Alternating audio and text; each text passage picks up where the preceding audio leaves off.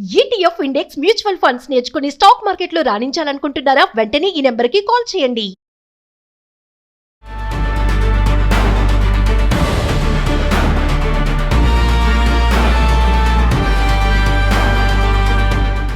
America టారిఫ్లతో ప్రపంచాన్ని గడగడలాడిస్తోంది. గత కొద్ది కాలంగా ప్రపంచ దేశాలపై విపరీతమైన టారిఫ్లను విధిస్తూ చర్చలతో కొనసాగిస్తూ కొంత ఊరటను ఇస్తున్నప్పటికీ కూడా ఇటీవల కాలంలో రత్నాలు ఆభరణాలకు సంబంధించిన రంగం పైన కూడా 10 నుంచి 12.5% వరకు సుంకాలను అదనంగా విధించడం జరిగింది. ఆల్రెడీ రత్నాలు ఆభరణాల రంగం ప్రపంచ దేశాలలో భారీగా పెరుగుతున్నటువంటి పసిడి ధరల నేపథ్యం, అదేవిధంగా చైనాతో విపరీతమైన పోటీని ఎదుర్కొంటుండటం, ఎంఎస్ఎంఈ రంగాలలో రుణాలకు సంబంధించిన వ్యయాలు కూడా పెరిగిపోతూ ఇబ్బందులు పడుతున్న సమయంలో ఇవాళ అదనపు 10 నుంచి 12.5% టారిఫ్ల భారం అనేటువంటిది ఈ రంగాలకు చాలా ప్రతిబంధకంగా తయారయ్యాయి. ఇది కేవలం భారత్ పైన 10% టారిఫ్లను అదనంగా విధిస్తే భారత్తో పాటుగా చైనా, హాంకాంగ్, థాయిలాండ్ మరియు Turkiye, United Arab Emirates, Israel, వియత్నాంలపై దాదాపుగా 12.5% టారిఫ్లను విధించింది. అంటే భారత్ కన్నా 2.5% ఎక్కువ టారిఫ్లను విధించడం జరిగింది. ఒక రకంగా ఇది ఈ దేశాల పోటీల్లో భారత్కు కొంత మెరుగైన అవకాశాలు ఉండడానికి ఆస్కారం ఉన్నప్పటికీ ఈ అదనపు భారం అనేటువంటిది కొంత ప్రతిబంధకాలుగా ఏర్పడడానికి ఆస్కారం ఉంటుంది. ఈ అధిక వసూళ్లను ఏదైతే చేస్తున్నాయో సహజ వజ్రాల వ్యాపారస్తులు తీవ్రంగా ఇబ్బందులు పడాల్సిన అవసరం ఏర్పడుతుంది. ఎందుకంటే భారతదేశానికి గురించి చూసుకున్నట్లయితే భారతదేశంలోని రత్నాల ఆభరణాల రంగంలో ఉత్పత్తి సామర్థ్యం కావచ్చు, నైపుణ్యాలు, డిజైన్స్, తయారీ మౌలిక సదుపాయాల్లో భారత్కు ప్రత్యేక ఆధిపత్యం ఉంది.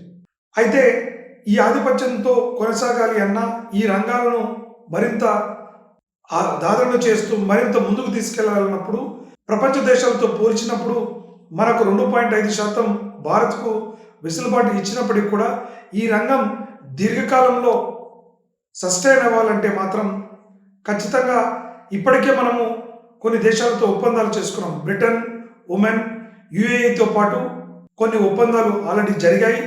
త్వరలో యూరోపియన్ యూనియన్, న్యూజిలాండ్తో ఒప్పందాలు చేసుకొని కొత్త అవకాశాలను చేసుకోవడానికి కూడా అవకాశం అయితే చాలా స్పష్టంగా కనపడతాం. కాబట్టి ఈ అన్నిటితో పాటుగా మనము సహజ వజ్రాలు అంటే మిషన్తో చేసినవి కాకుండా సహజ వజ్రాలతో చేసినటువంటి ఆభరణాలు, రంగురాళ్లను ఒక ముడిసరుకుగా గుర్తించి సుంకాల నుంచి మినహాయింపు లభించినట్లయితే ఈ రంగంలో ఉపాధి పొందుతున్న లక్షలాది కుటుంబాలు ఎంతగానో ప్రయోజనాన్ని చేకూరుతాయి.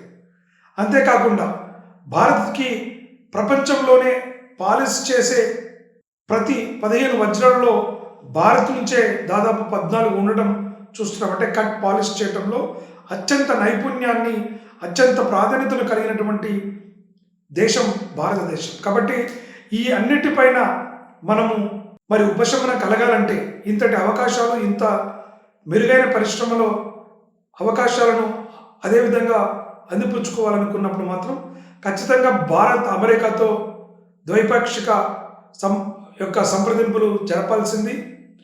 జరిపి దాదాపు ఈ సుంకాన్ని పూర్తిగా రద్దు చేసే ప్రయత్నంగా చేసినట్లయితే ఈ భారత రత్న మనకు రత్నాలు ఆభరణాల రంగానికి సంబంధించినటువంటి విషయంలో డిమాండ్కు ఎటువంటి కొదవ లేకుండా ఇక్కడ ఉపాధి పొందుతున్న అనేక మంది కార్మికులు, వ్యాపారులు ప్రయోజనాలు చేకూర్చడానికి ఆస్కారం ఉంటుంది. కాబట్టి ఎప్పుడైతే బయోలెటరల్ ట్రేడ్ అగ్రిమెంట్స్ కానీ లేదా ఈ సంబంధించిన రంగానికి ఉపశమనం కలిగించే విధంగా చర్యలు తీసుకున్నట్లయితే ఈ రంగాలు మరింత బలోపేతంగా ముందుకెళ్ళడానికి ఆస్కారం ఉంటుంది.